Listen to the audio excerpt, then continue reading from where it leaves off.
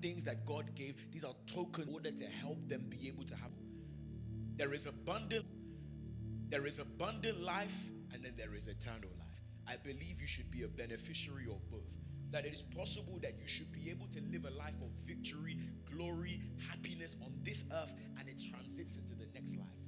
For a long time, a lot of people have had this mentality, if you suffer whilst you are here, then when you get to the gates of heaven, the angels are going to have a shofar ready to welcome you in. And it is not biblical. It is a scheme the devil has used in order for us to become inaccurate witnesses. And so you see, the assignment of these systems of advantage is to help man carry out that dominion mandate we were given. In Genesis chapter 1 and verse 6, that when God told us, let us make man and let him have dominion over the fish of the sea, the fowls of the air, the cattle on the earth. This assignment is to help us walk in dominion. I've told you many times being here that when you walk in that dominion mandate, it is to go out and reach the lost. I've often said this.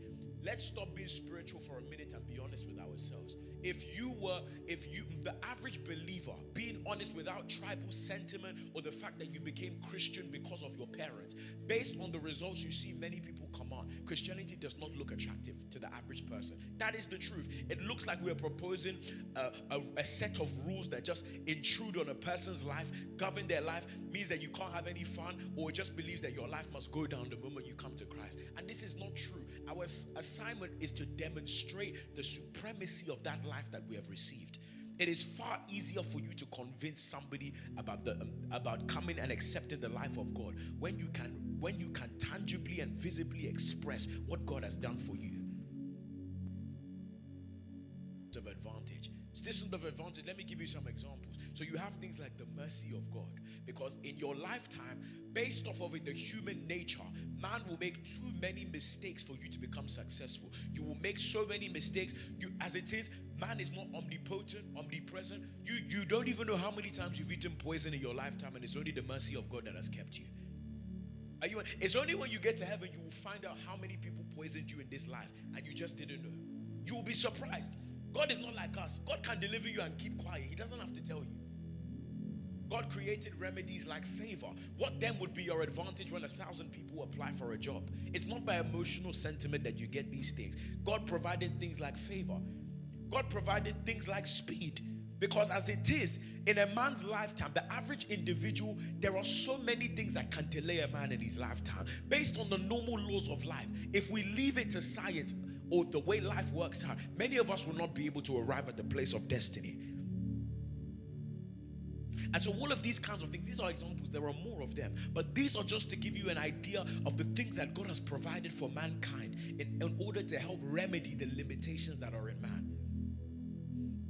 And you see, based off of the background of most people, now for sake of congregation, most people here have a root in Africa. I will tell you for free, there is no family in the whole of Africa that is immune from witchcraft by default. Not when you go back and study what some ancestors have done. Nobody, but if you see anybody living like Satan doesn't exist, it means that they did something intentionally to make it happen.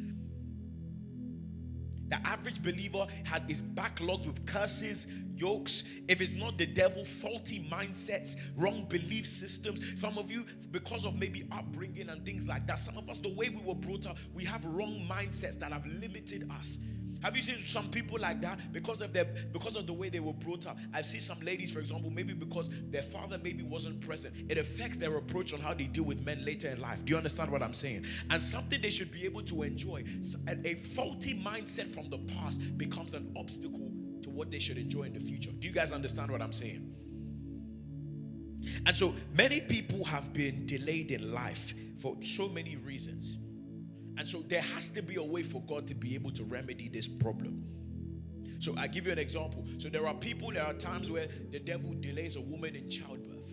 If God gives her a child and opens her womb at 40, it's a testimony, but it's not really a testimony. Because at 40, let's do the maths. Let's assume you want to have 4 children. Calculating how many years you must dedicate to having children. When will she now finish raising children? So when God gives her triplets, it's more than him giving her a child. This is what you call, I will restore the years. I'm compressing what could have taken you a number of years, and I put it into 9 months. Are you understanding what I'm saying? And so when God does these things, it's more than just God showing that somebody is anointed or God just trying to give somebody a child. It's a system of time redemption. So the Bible tells us, redeeming the time, for the days are evil.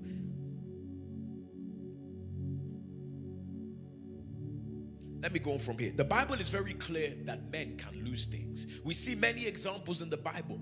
There was Saul and the donkey. How many of you remember that? That Saul and his father's donkey went missing.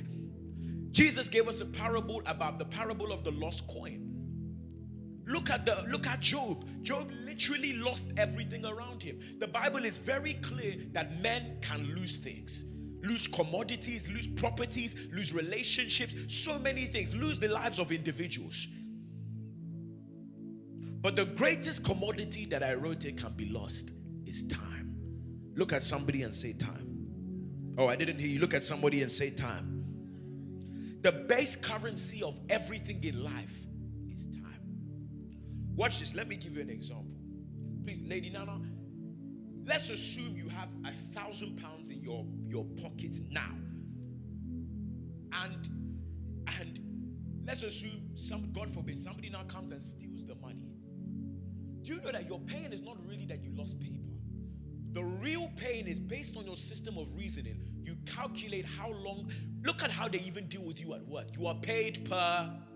Okay then. So even the money that you so cherish, it's not even the paper that bothers you. It is when you convert it, you see that the £1,000 I just worked to make this back. When a girl loses a relationship and she's crying of 3 years, it's not so much that she just lost a relationship. It is the privilege of investment, financially, emotionally, based on time. Are you seeing what I'm saying? In reality, the things that we think hurt us is not really what hurts us. You convert it and you look at it at what it means more.